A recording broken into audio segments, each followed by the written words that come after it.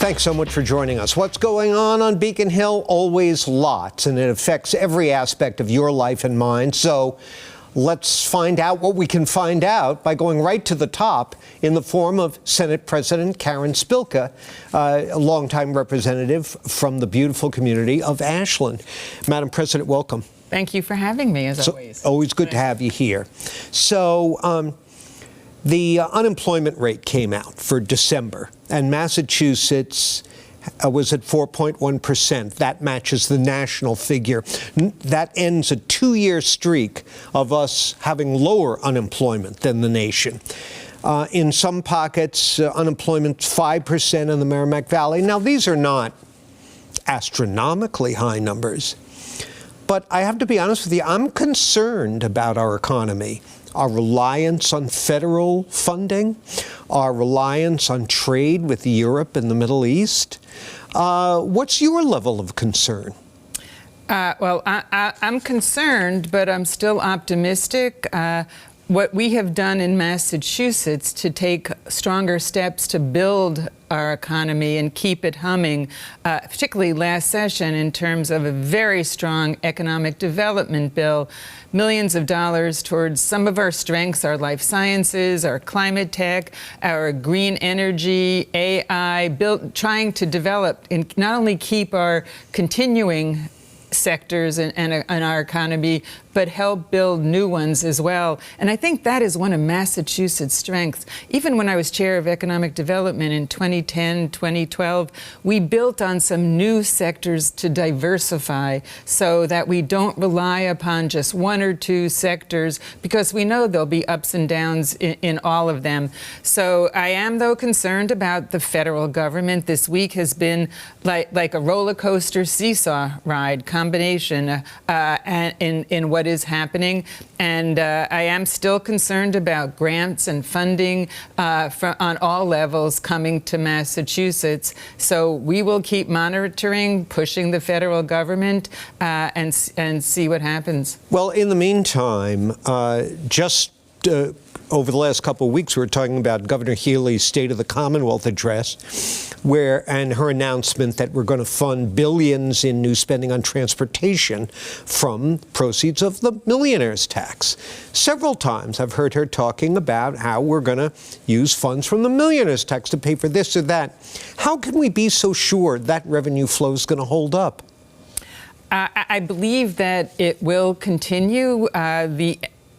The amounts coming in since it's been in effect have been higher than what we estimated. We had conservative estimates because we didn't know what was going to happen in the beginning, and the amounts are going up. So we will have certain amounts to continue to put towards education and growing our education, because that is one of our strengths and that is the foundation of our economic development and equality in our state. We will also continue to focus on transportation, because that also is a foundation for quality of life and economic development. Well, I've got to take our break, but last time around, this was a point of pride on Beacon Hill. The increase in the budget was kept to significantly below the rate of inflation. Would it be wise to do the same this time around?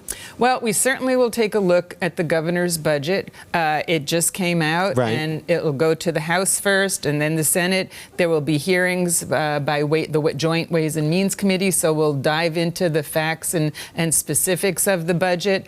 I am glad that, and I'm very proud that the legislature last session did the strongest, highest amount in tax relief in over a generation for residents of all types in the Commonwealth, and we will continue to try to work to make Massachusetts more affordable. I do have to take that break, but I've got to admit, I have a sweet tooth, and it alarmed me to hear the governor talking about taxing my candy.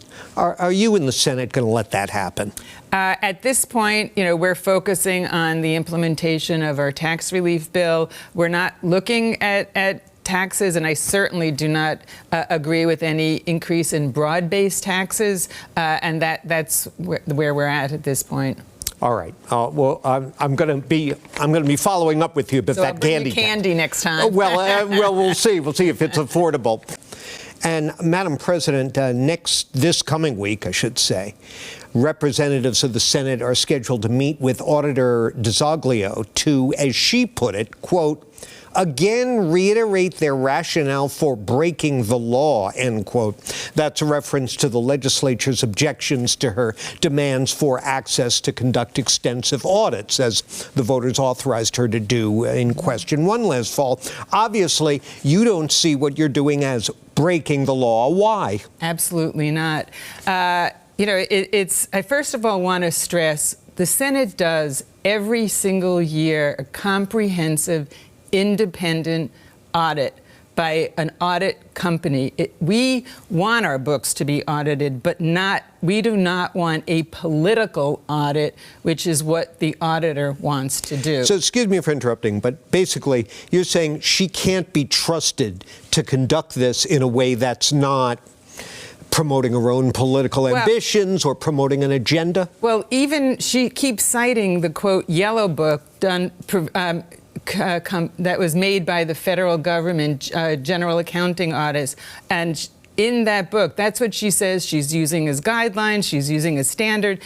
The language in that book alone says that who does the audit cannot have been a member of the auditing entity previously. She was a member of the House, she was a member of the Senate. There's no appropriate standard to look at anything. And I'm getting calls by veterans concerned about their critical services with the potential cuts on the federal level and Trump taking over the appropriations service and role of Congress, from parents whose kids have cancer, of mothers whose parent is in a nursing home. They're all concerned over this takeover of the Congress's role in separation of powers. If people are concerned about Trump doing this, they should be similarly concerned about the auditor trying to ignore and take over separation of powers in our Constitution. I am not against letting people know what's going on.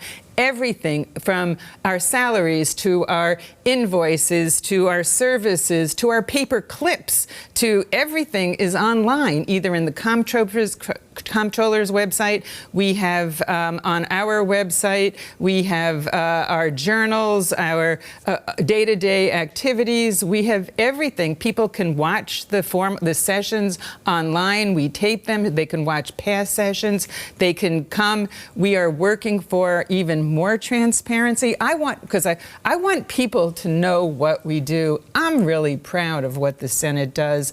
I want us to be transparent. We will increase transparency in our committees. We will have committee votes online. We will have transcripts. We will have we will publish summaries of bills that we do. There are things that we can do, and we will work more to even increase transparency, let people know what's going on, because there is so much happening and so much good. We had such a historically productive session last session. We finished every single major bill. So what's your message to Auditor DiZoglio? Well, we want to find out. The subcommittee sent her she sent a letter. She asked for a meeting. We asked for a meeting. We have, I think, a meeting scheduled. They'll try to work out. She has some questions. We have some questions. So we'll work towards those answers. Do you think she's playing political games with you and your colleagues?